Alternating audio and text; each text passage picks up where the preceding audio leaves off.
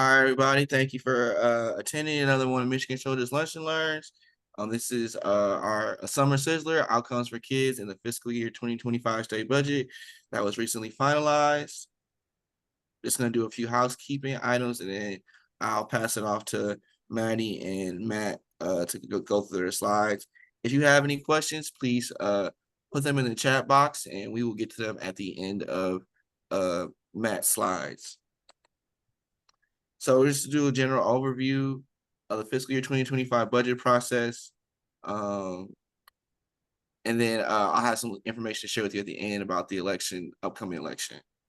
Oh, sorry, I'm adding this in the wrong spot. Sorry, Oh, Stephen. all right, yeah, welcome. Please identify yourself in the chat. Let us know where you're from in the chat as well. So if you feel comfortable, today's program is being recorded and being live streamed on Facebook.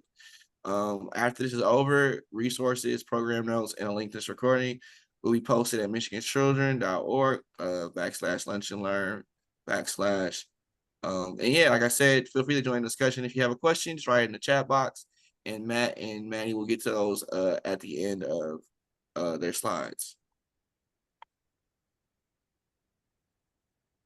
Maddie Elliott, she's our policy and program associate, and Matt Gillard, he is our president and CEO.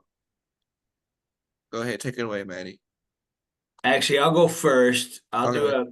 I'll go first with some overview. Sorry, like I said, people, I'm apologizing. We had a very pretty slide deck all done for you, but somehow it got lost and we're back to an original version that doesn't have any info in it. But those of you who tune in regularly know that I don't often follow the slides anyway, but I'll kind of give an overview. As Stephen said, I'll give an overview of the whole process. Some of the big themes that emerged and some of the way things played out. I think that'll be a helpful context. And then we'll get into some details around the issues that we know all of you care about, and give some explanations and some details about what ultimately ended up in the budget, and then really want to answer any questions that folks have. So we're going to try to get through this part of it relatively quickly, and then have a conversation and answer questions that I expect folks that are tuning in will have around what ultimately ended up in the budget. So this year's budget process played out, I'd say, it's hard to say typically because everyone's different, but there was certainly a lot of drama, which is not unusual. There usually is a lot of drama, but usually there's a lot of drama, especially when there's a divided government, when you have, either the governor, legislature, or either chamber of the legislature by separate parties. I think what was maybe most unique about this process is the amount of drama and struggle really right up till the end that the legislature and the governor had in agreeing on a final budget product, being because of the fact that they are all democratically controlled. We have a Democratic trifecta in Michigan, so typically, at least in the recent past, when we had Republican, trifecta, we haven't had obviously a Democratic trifecta for a long time, but when we had Republicans in control, they were able to reach agreement on the budget without nearly as much drama. Obviously, a lot of times it was a budget that we didn't necessarily agree with a lot of things on, but they were able to get through it without this. We're seeing some real divides starting to emerge amongst Democrats, and particularly between the Democratic legislators, and the governor's administration. So that led to a lot of drama. And then, it really, the issue really started right in the beginning with the governor's budget proposal. One of the big components of the governor's original budget proposal, and something that drove a lot of the discussion all the way through to the end, was around the notion of how much money the state should be putting into teacher retirement funds. So for the last several years, even over a decade, the state has been contributing a significant amount of money into this. It's called MIPS, the Public School Employee Retirement System. The governor basically in her budget proposal made the argument that those funds are now solvent, are in good shape, and so that the state no longer needs to kick as much money as it has been into the retirement fund. So then she was able to redirect what would have gone, in past years into the teacher retirement fund into other priorities. One of the big ones being universal pre-K and really pushing forward on that. But that general notion of whether or not we should continue to fund the educator retirement system at the same level was a big piece of really what the negotiations centered around, and really the debate between the legislature and the governor, and obviously outside interest groups like the Public Education Lobby and others centered around. So that continued right through to the end. I'll talk a little bit more specific about that in a minute.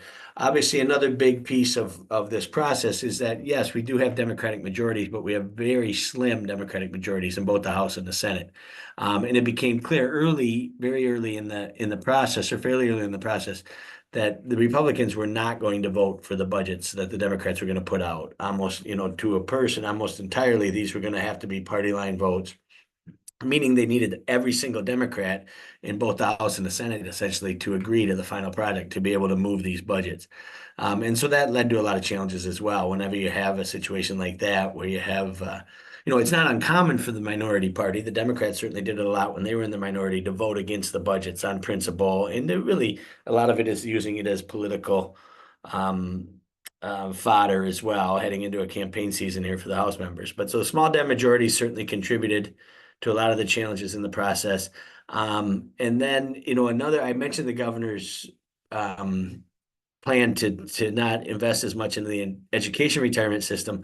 Also, Governor Whitmer is really, and this started right even last year, over a year ago, last January, February, when the new legislature first took over with the Democratic majorities. This issue of economic development and state investment into these big economic projects called the SOAR Fund is really the fund that was used to do a lot of these. And these are the big billion-dollar, oftentimes, or plus investments into things like new battery plants and other things that Governor Whitmer, is really focused on and prioritized. She got the Democratic legislature to go along with her for the most part last year. This year, there really started to be some pushback on that. The governor really wanted to extend the SOAR program, and some Democrats in the legislature really wanted to add some other spending priorities into this discussion. At first, it was really centered around housing, and so low-income and affordable housing and public transit dollars, and dedicating specifically state funds and resources for the next 10 years or more into those two priorities. We actually, as this process was unfolding very late in the budget, and it looked for a period of time like a SOAR deal was going to become part of the overall budget agreement, meaning extending this corporate tax collection in order to continue to be able to invest in these big economic development projects, but also with some other Democratic priorities attached to it. We were able to have some real conversations around including childcare funding as one of those core pillar areas for dedicated funding as well. And a lot of the advocate groups, Michigan's Children as well, and maybe kind of leading this, kind of took the approach that we don't think the SOAR idea is a good one, and that we should be continuing this program of these economic development investments with dedicated funds. But if you are going to do it, if it was going to happen, then childcare should certainly be included as one of those core priority areas that receive dedicated funding. There seemed to be a lot of interest for that. Ultimately, the SOAR deal fell apart kind of under its own weight because they were running out of time and they needed to get the budget done, and it was clear that there wasn't going to be agreement amongst all the Dems on a SOAR plan. So that kind of fell apart. But that was certainly a big part of the process right up to the end. And then the last thing I have here is a note on this slide.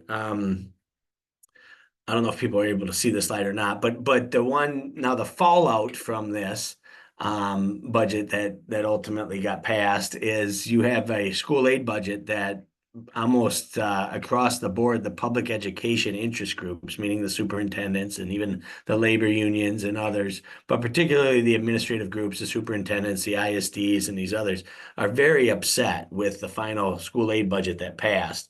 And this is a remarkable, just even from an outsider perspective, a remarkable phenomenon when you have a Democratic-controlled legislature and governor, and they ultimately pass a state budget that the public ed lobby is almost, full bore against. It's hard to imagine that happening. I don't think anybody would have guessed that would have been the end result, that the Democrats and the governor would have agreed to a budget that the school aid lobby doesn't really like. But that's where we are, and we're continuing to see fallout from some of that. The drama has really even continued since, after into this period of time past when the budget was ultimately passed. Part of the deal at the end of it was this budget was agreed to with the understanding, at least from the House Dems, or at least some of the House Dems, understanding that a policy bill that a number of the public education groups were looking for that would have protected the school aid fund essentially from diversion of these dollars into other interest areas for the next number of years was agreed to be passed along with the budget, and that would have gone a long ways to getting some of these public ed groups not as upset about the final product as they have been.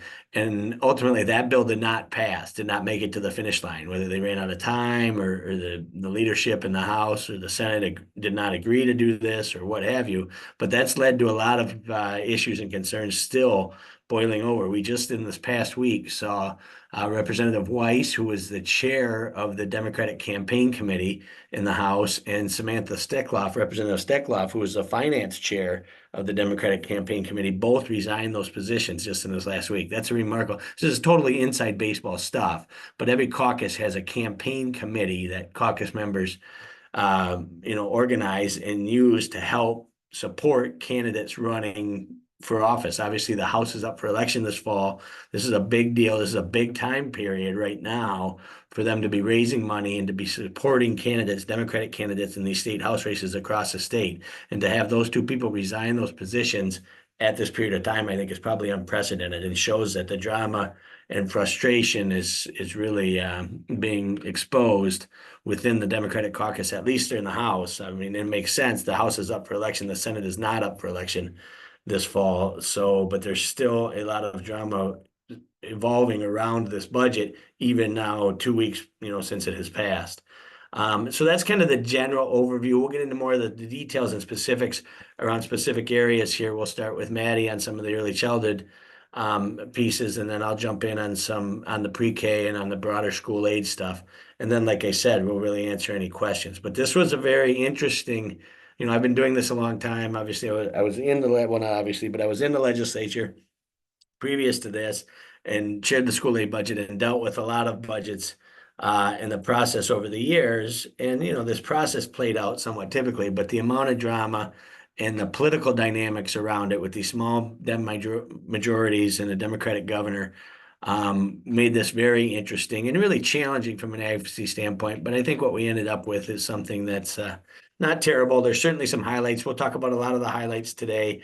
And then maybe in a future lunch and learn or with some future correspondence, we'll really dig into kind of some of the misses and some of the areas where we didn't see the results that we wanted, but we'll kind of highlight what did make it to the finish line today and then answer any questions.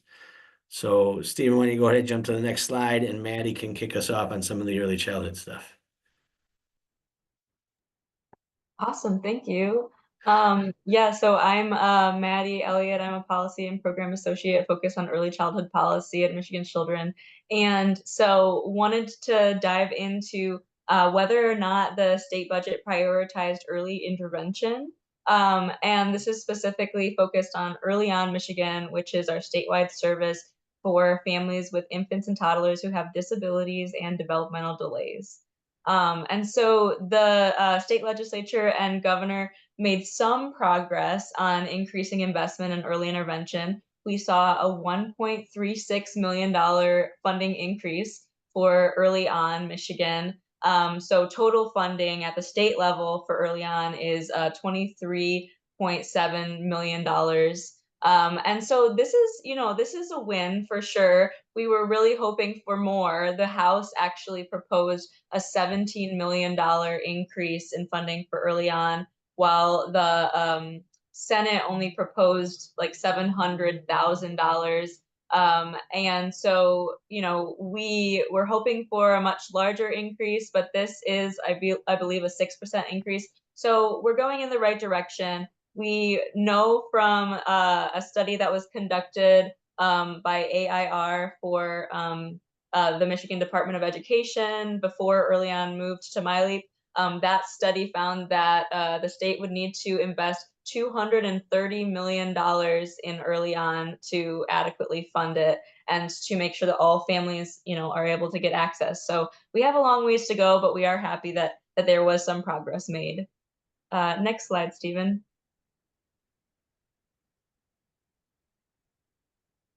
Awesome. Yeah. So I wanted to then talk about how the fiscal year 2025 budget prioritized childcare.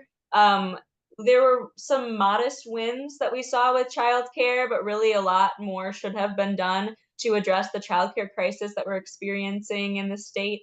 What we saw, one of the biggest wins was that the childcare scholarship saw a rate increase. And as a reminder, the childcare scholarship used to be called the childcare subsidy. It is the state-run program for families who make up to 200% of the federal poverty level.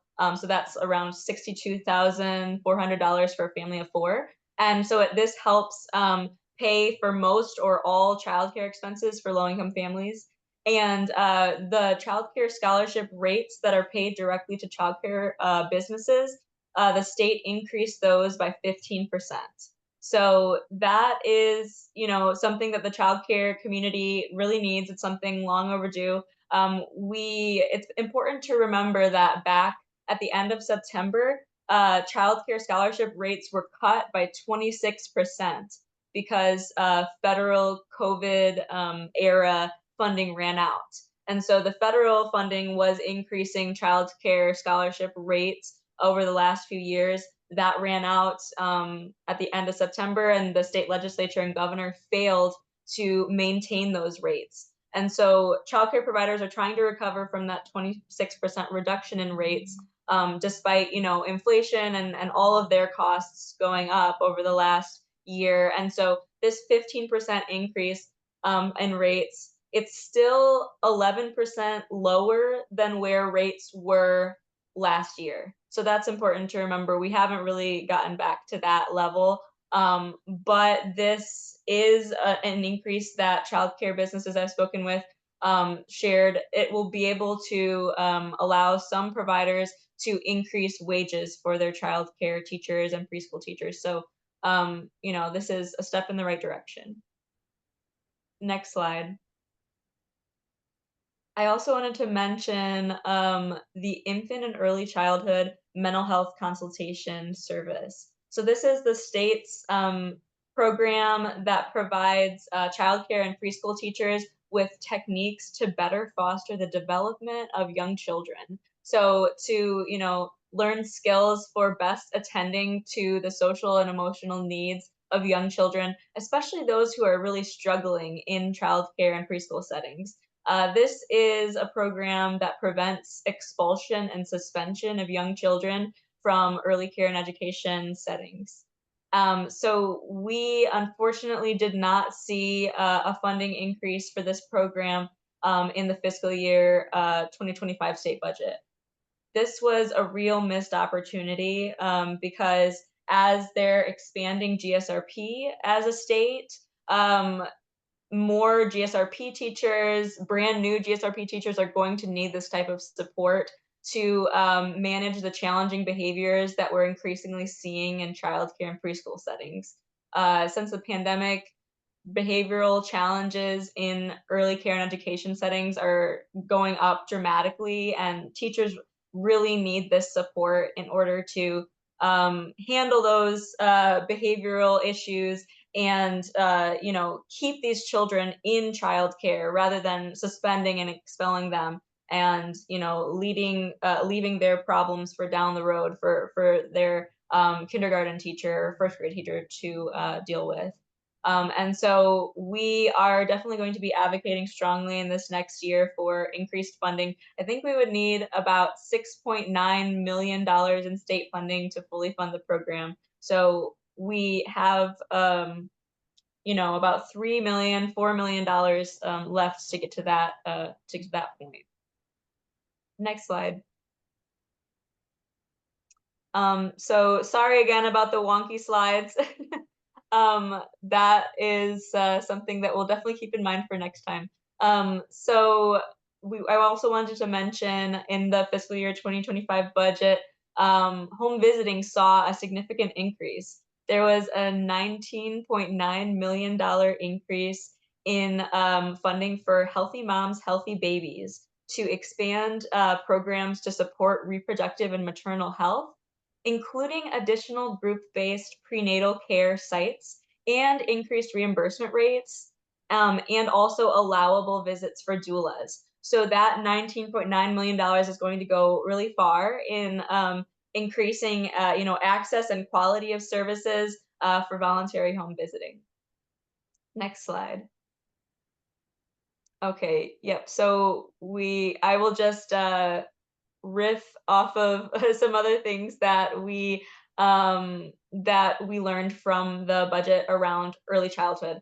I also wanted to mention that in terms of maternal and child health, the prenatal and infant support program received a $20 million funding increase. So the prenatal and infant support program is a direct cash assistance program for families during pregnancy and in the months immediately following a child's birth.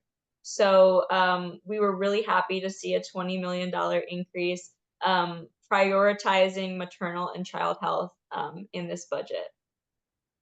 And one other thing that I wanted to mention is within childcare, our nearly 8,000 childcare providers will be supported by the $102 million investment that the state is making in operational grants that will go toward, childcare businesses, overall operations to keep them in business. So that is a sizable investment, over $100 million. So it's definitely a mixed bag, and a lot more needs to be done. And so we'll be excited in this next year for fiscal year 2026 to really dig in and lean more on partners and push for more substantial investment in childcare and other early childhood priorities. And so with that, I'll pass it over to Matt to talk about the expansion that we saw in GSRP. All right, Stephen, I see a nice blank slide here in my picture. I just sent you some that I quick put some numbers or some stuff in. So maybe as I start talking, you can try to shift over to that one. So obviously a big piece of our advocacy efforts, especially later in the process, a number of other groups and partners of ours, and a number, I'm sure, of folks on the call as well, centered around the implementation of the pre-K expansion. So, Governor Whitmer called, for a universal pre-K system for all 4-year-olds here in Michigan a couple of years ago, and we've been moving towards that ever since. And one of the big components of the governor's original budget proposal, as I mentioned earlier, was she took a big chunk of this money that no longer, in her proposal, no longer needed to go into the education retirement system and put it into making into universal pre-K or into pre-K. And she, in her proposal, actually had the eligibility opened up so that the program would be universal this next year. And then other than that, she basically kept a lot of the implementation language that we've seen in the past that a lot of us have been concerned about, maintaining the mixed delivery system, maintaining the ability for community-based organizations and other providers to participate in this pre-K expansion. But then what happened is the House and Senate moved through the process and ultimately came out with their own budgets. There was some real concerning language in both the House and the Senate bills that would have had a huge impact on community-based organizations' ability to participate in the pre-K expansion. And so what so the House version, for example, had direct language in there that would not require, we've had for the last several years, a requirement that the ISDs must contract out 30% of their slots in each of their service areas to community-based organizations or to non-school-based programs. And this has worked. A lot of communities aren't able to hit that 30% threshold because there aren't enough community-based providers willing or interested in participating in GSRP or offering GSRP classrooms. But by and large, it has allowed community-based organizations who want to participate and want to offer GSRP programs to do so because of this requirement. So the elimination of that requirement was very concerning for a lot of advocates because it would not, essentially at that point, ISDs would be able to put in or be able to contract out all of their slots with the local school districts within their within their service area. And so this is the mixed delivery model that we talk about. And so the House version directly took out that 30% requirement. The Senate version, interestingly, we maintained the 30% requirement, but had other troubling language that got changed through the process, but that would require community-based providers, anybody offering GSRP, to pay a similar wage scale or salary structure to those programs, to other programs that are servicing GSRP in their area. This was really viewed as a real problem for a lot of community-based organizations as well. Although, all of us as advocates, and I'm sure everybody tuning in today wants to see childcare providers and GSRP teachers and anybody involved in this system paid more. This pay parity idea puts community-based organizations at a big disadvantage when trying to compete with K-12 school systems who have a lot more resources and a lot bigger infrastructure at their exposure. And so this was a big concern as well. Both of these were really very big concerns from the advocate community and the detrimental impact that they could have had on the childcare industry as a whole, and certainly on childcare providers that want to offer GSRP programs and their ability to participate in this. And so the end result was we were able to get both versions of that language, or all of those provisions, stripped out of the final product. So we ended up with an increase for GSRP, not all the way to make it universal yet, like the governor had wanted, but they did increase the eligibility to 400% of the federal poverty level. And there is language in there that programs, if they've tried to fill all of their slots with families under that 400% of federal poverty level, can then allow families over that level to participate in the program for any unused slots. So we're still moving towards a universal system, but with some income eligibilities around there.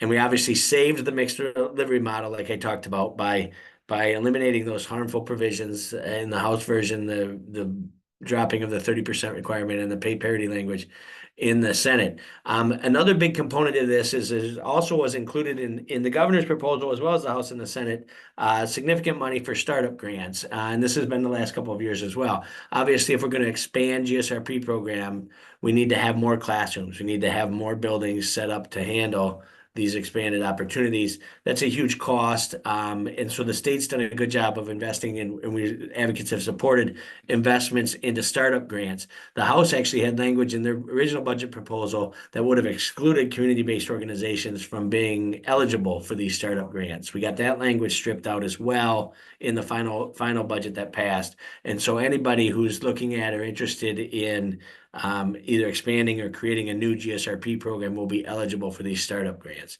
So I think by and large around pre-K, it certainly was a big piece of what happened, and a lot of concern, obviously, when the House and Senate versions came out with these challenging provisions for community-based providers. But we ended up with the pre-K component of the final budget that passed is I think in a pretty good shape. It maintains, for the most part, this implementation plan, this roadmap that we've had on requiring CBOs and a mixed delivery model system as we continue to expand towards a universal pre-K model in Michigan. And so that was a big win, and also obviously allowing CBOs to be eligible for any grant funds for startup was as well. And so this will be something that we're going to continue to work on, and I'm certain will continue to be an issue every single year in the budget. I mean, the reality is, if we're going to continue to use school aid fund dollars, which is what the governor's proposed and what we've done, and I think what makes sense, but if we're going to continue to use school aid fund dollars to push towards a universal pre-K system,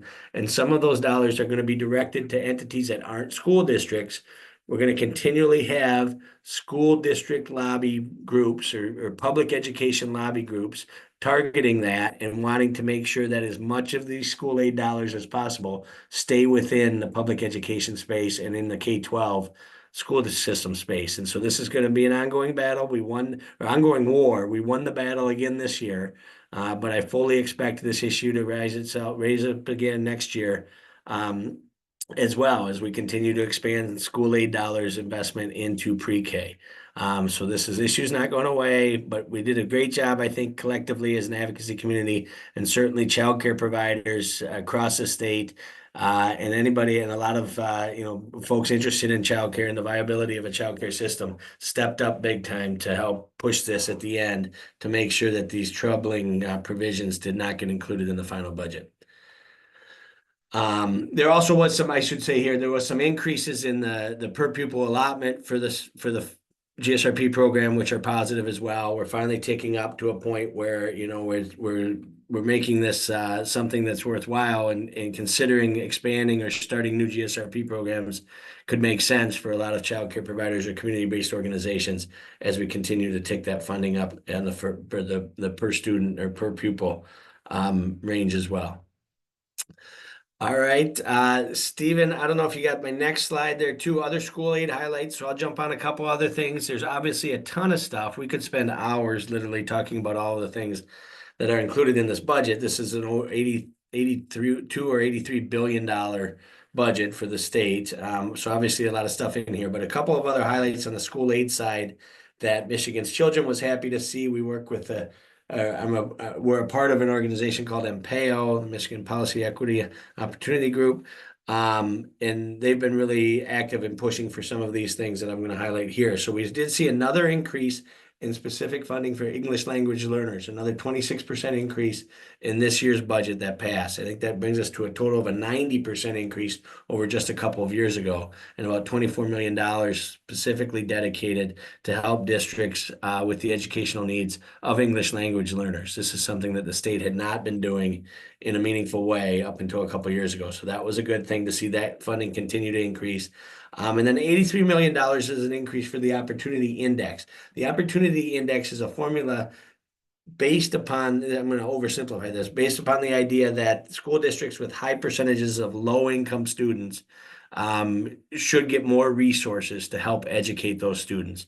And so we saw a significant investment into this last year. We saw another, not quite as much, and we've got a long ways to go to make this something that's truly effective and truly supports the needs of these districts that have high concentrations of low income or poverty level students. But we did see another $83 million increase into the Opportunity Index, which is certainly a step in the right direction. Another big significant increase is this the second year in a row in funding for special education. We saw a $365 million increase in special ed funding as well in the school aid budget. All of these issues are important, and we think really are equity focused investments and moving us towards a more equitable school aid funding system in Michigan and education funding system in Michigan. So those are some of the highlights. Obviously, a lot more work to do. And the one thing I will say, you know, I referenced in the earlier slide on the overview is the overall school aid budget that did pass has left a lot of the public education interest groups very upset. What ultimately came out in the budget was a budget that does not include a per pupil foundation increase. And this is the first time in a number of years that we haven't seen that. That's the base level of funding that each K-12 school district, each individual school district gets for every student that attends their district. And we've seen this continue every year. There's a a movement towards increasing that per pupil foundation allowance. This year, the foundation allowance was held flat. What the governor and the legislative leadership in the House and Senate are saying, though, is there's language in the budget that explicitly does not require the school systems themselves to put as much money as they were into the teacher retirement system. And so freeing up that money for the school systems to spend on other needs and other issues that they have, the legislature and the governor argue is actually a bigger increase than what they would have gotten if there was a foundation level increase included in this budget. The school districts aren't necessarily buying it. Like I said, the public education lobby is not buying it. They don't see it as they see it in long term as kind of a negative. And then kind of to add some salt to the wound of the public ed lobby, because the charter schools are not included in the teacher retirement system and they would not realize the savings of not having to put dollars into the retirement system, there was a foundation increase for charter school students. And so that really frustrates a lot of the traditional K-12 school groups as well when they saw zero foundation allowance increase, and then charter schools did see a foundation increase. This is another issue that's really not sitting well with a lot of the public ed lobby.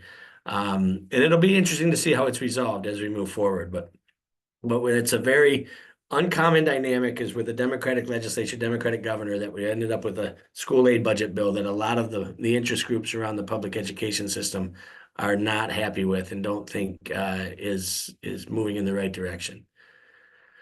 Okay, well, that's kind of, those are the other school aid highlights. A couple other highlights, non-school related, I'll just touch on quick. So one of the things last year we got some money in the budget for that we were excited about was increased funding for runaway and homeless youth serving programs. There was language included in that increased funding that made it difficult for a number of these providers to spend that money in a way to most effectively impact the young people that they're serving. So we did get some language change around that issue, which is a real benefit for those programs moving forward that will allow them to spend those monies in a way that's most effective for the work that they're trying to do, the very important work that they're trying to do in their communities. And there was another one other thing I'll highlight here that's getting some attention. I was on a call yesterday around is there was some significant increased funding in the DHHS budget for doula services. And doula services particularly, are ineligible. Doula programs or doula services are eligible for Medicaid. They're expanding. This new budget will expand the number of visits that every eligible expectant mother gets with the doula and the pay rate for the doulas providing those visits and services as well. So that's another positive that we saw out of this budget as well. There's a lot of other things, obviously, like I said, in this, but these are some of the highlights.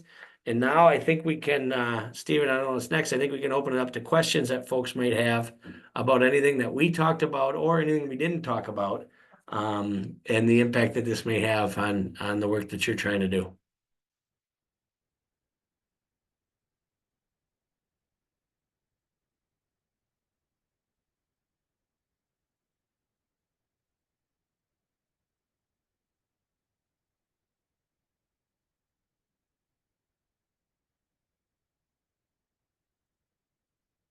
You got the question. So, man, we have a question. $102 million operational grant, non-competitive, from Christy Shones. Yes, I just saw that. So in the, I believe the school aid budget, there's $24 million for non-competitive grants for childcare providers, and it's specifically for licensed providers who participate in Child Development and Care Program, which is the Child Care Scholarship. We don't have much more detailed information on this at this point, but I will take down your email address and send more information when I have it. So yeah, thanks, Maddie. And so my understanding, this is kind of the extension of what were known as the stabilization grants. So if you remember during the pandemic, there was a lot of federal money flowing into the state, and the state was pushing this out through child care stabilization grants. This is my understanding is effort at kind of continuing that program. I was on a call earlier this week with Emily Laidlaw from MyLeap. This is in the MyLeap budget, which is the new department that was created this year, which I should have added from an early childhood standpoint in particular, was obviously another new dynamic to this overall budget process. If you remember back in the last fall, Governor Whitmer created this new department called MyLeap, which includes all of the early childhood, a lot of the early childhood programming that was previously housed in the Michigan Department of Education. And so whenever you have a new department like this as well, it creates an interesting dynamic from a budget standpoint, because a lot of times what you're doing on most departmental budgets is you're looking at what the budget was for the previous year and then adjusting accordingly, either increases or cuts on programs and line items that were already included in the budget. Well, when you have a brand new department like this, there is nothing to look at from previous years. And so, a lot of the programs that shifted over to MyLeap obviously were included in different departments, mainly DHHS and the Department of Education, but it still is a new department with a brand new departmental budget. And so, yeah, my understanding, and I think my Emily made it pretty clear that MyLeap is open and hoping to create a process for input into how this grant program can best be run and best support providers in their communities. And so as more information about that comes out, as Maddie said, we will share that along as well. Okay. We also have a question from Deanna Purple. Are there new fundings for daycare, foster care? We would like to expand, but have been told there is no funding. Also dealing with recent flood and basement insurance is not covering. Yeah, so this is one of the areas where, and Maddie can talk about this more too, where we think there was a big miss. So the governor had included in her budget proposal a significant increase. I'm going to look at the numbers right here for 30% increase in the child care scholarship rates paid to child care providers who were serving youth in foster care. And this was a great, what we thought was a great provision. We did not see that included in the Senate bill. We did see the House included in their bill. And one of the issues, obviously, we've struggled, Michigan and most states do, in continuing to retain and attract foster care providers or foster parents. And one of the issues they often cite is the high cost of childcare and access to childcare and support for childcare as a hindrance to being a foster parent or being a foster care provider. So we thought this would have gone a long ways in helping at least alleviate that component or that detriment for the system.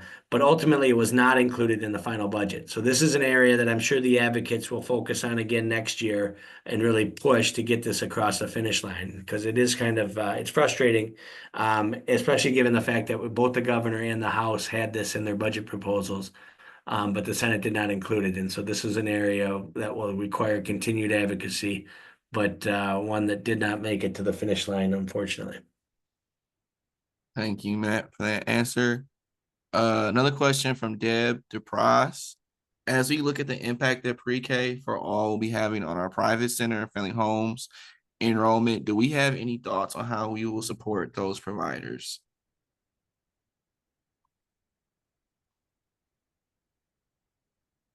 Maddie, you want to jump on that first, and then I can jump in? Sure, yeah. So there are several ways that we are fighting at Michigan's Children at Think Babies Michigan to support childcare providers, home and center-based. One is increasing childcare scholarship rates so that we can better pay childcare teachers and preschool teachers. Once we're able to increase rates significantly, that will be a lot of extra, funding for child care providers to increase wages, provide more benefits. We are also hoping for something like a tax credit or a direct wage supplement or subsidy from the state to help increase child care teacher wages.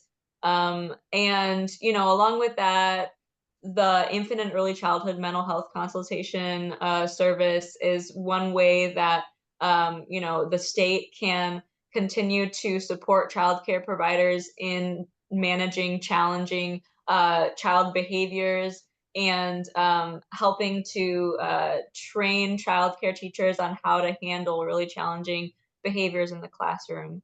So those are a few advocacy, pushes that we've made and that we will regroup and push even harder for in this next year. Yeah, thanks. Yeah, great. Absolutely, Maddie. And thanks, Deb, for the question. So when we talk about this pre-K expansion, we often talk about what we call the implementation plan or the roadmap, it's got a number of different names. But if you remember, when the governor first called for expansion of pre-K to a universal system, one of the first things that happened was the creation of this, or the push for actually Jeff Capizano and his group, an outside group, to put together a roadmap or an implementation plan on how a pre-K for all system could be implemented in Michigan that would support all providers and not have detrimental impacts to anyone across the child care spectrum. So that report finally came out, And that's really what, we argued that, obviously that report focused on the need for us to maintain a mixed delivery system and a mixed delivery model to support childcare providers. What was also included in that report was the notion that we should include at least a pilot or an opportunity for family and, private centers and family homes to expand and offer GSRP programming as well, and where they could take advantage of this increased public investment in pre-K. So, and we often talk about, and I want to make sure this doesn't get lost, we talk about how the governor's proposal and the governor herself and her team have followed fairly closely that implementation plan. Well, that's true with the exception of this piece of it. The governor did not propose a pilot or an opportunity for family home providers to participate in GSRP. And so I'm glad you brought the question up. This is an issue that we'll continue to push on. That said, it's going to be a challenge. We already saw the big effort from the school-based lobby groups and others to go after any inclusion of CBOs, even big, center-based providers, and others from being participating in the pre-K expansion. But this is something that we have to continue to point out to the administration, the governor's team, and legislators, that we need to continue to find ways to support all childcare providers as we move towards this system of putting more and more 4-year-olds into a publicly funded pre-K environment. And so this is really at the heart of what a lot of our childcare advocacy efforts have been and will continue to be.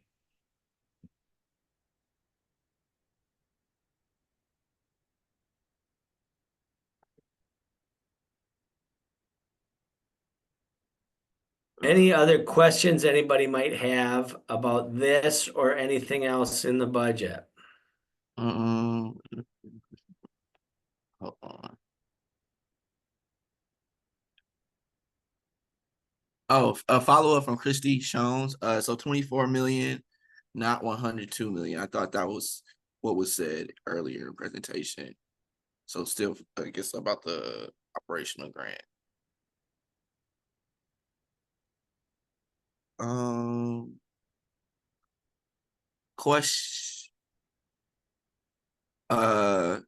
Question from Deborah.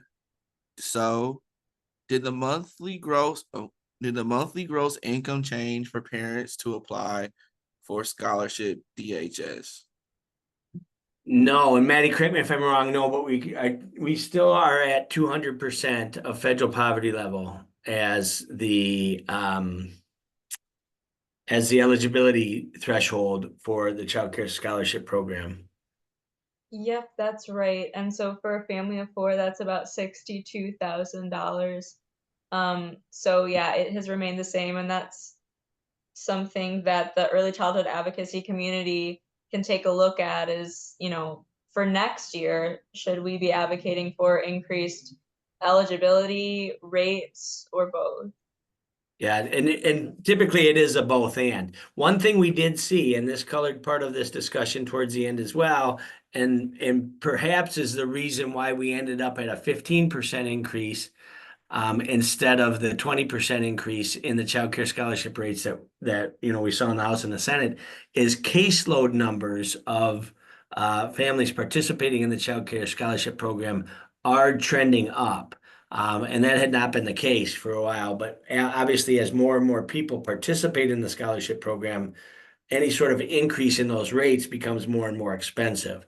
And so we did see childcare rates increase in this last economic projection and in the past few months here in the state. And if that continues, it's just, that's a good thing. We want more and more people that are eligible to participate in the Child Care Scholarship Program, but that's going to require more and more investment from the state and more making this more and more of a priority from state legislators and the governor in funding this Child Care Scholarship Program. And so that's just something to watch. And like Maddie said, I mean, in the past, what the advocates have generally argued is that both eligibility and rates need to go up together.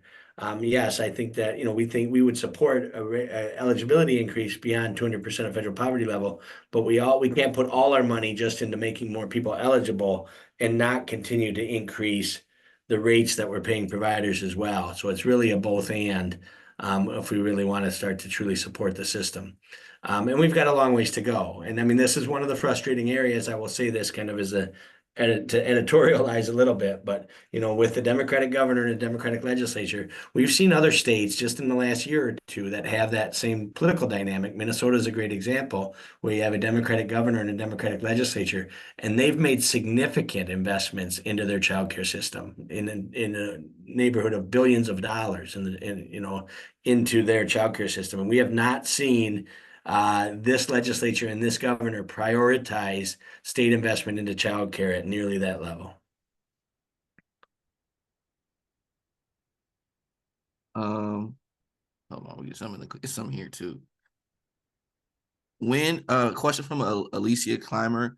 I'll ask that question next. When is this grant expected to be applied for, and what kind of things can it be used for?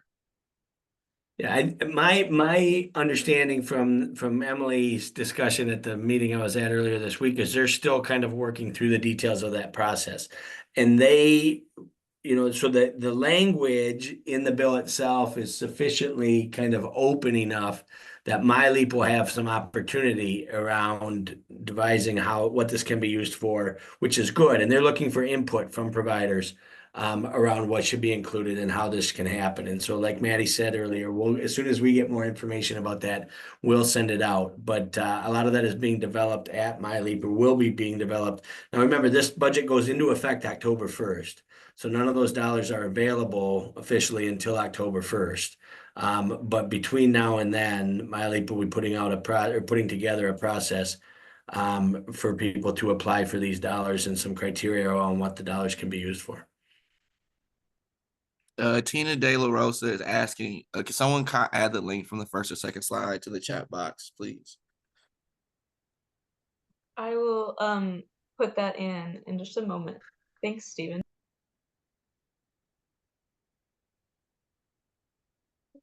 And I see a question in here from Tanya as well. Do we have enough early on workers or partners to support the increase in funding? Well, I think unfortunately the increase was not that big for next year, so I certainly don't expect that to be an issue. Now, I think there will be some legitimate questions as we continue to push for increased early on funding, and we get to a point where we're really putting some real money into the early on system on whether or not we have enough providers and folks to support that type of increase. But I don't think that's going to be a challenge this year with the modest increase that we saw.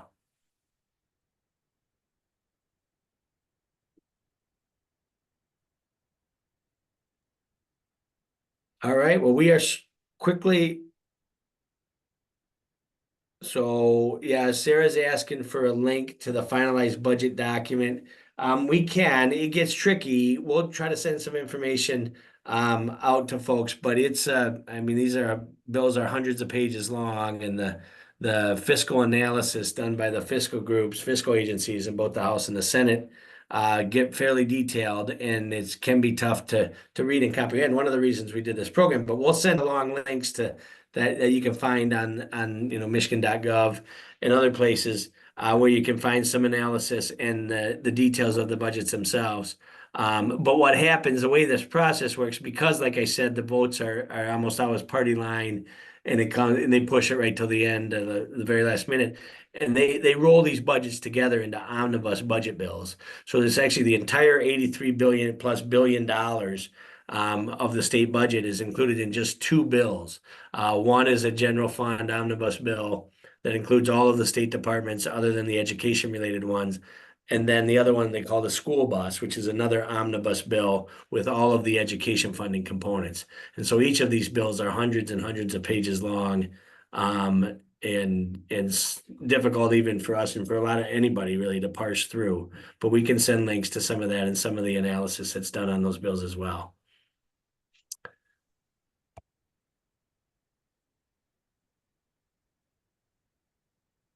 Clarification question, please. The $24 million non-competitive grant for providers is only for providers that have children through subsidy, or all providers? From Deborah. I believe it's for all providers, but we'll have to check on that for certain.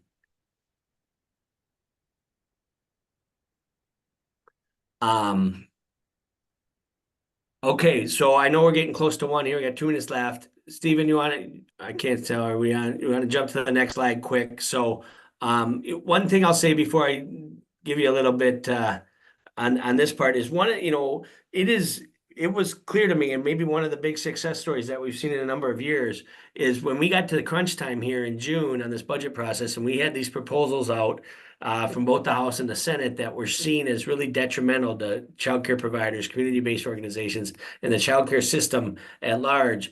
There was a huge advocacy effort led by groups like Michigan's Children and others, Think Babies, the coalition, and a lot of others, and a lot of childcare providers themselves engaging with their lawmakers about what the harmful impacts of this could be. And it was successful, right? We were able to fight back and, like I said, win the battle this year. Now, this war is going to continue, but this is an example of what advocacy can do and how advocacy can be effective.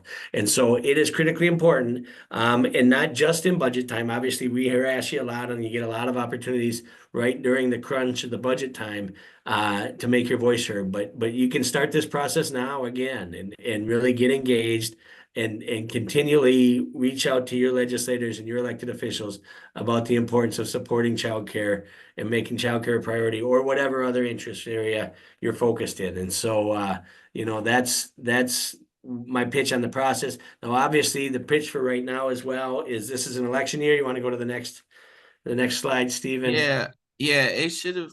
I don't know how that got mixed. I did make that switch, but I can just tell people Okay. the primary for Michigan is August 6th. So it's next month.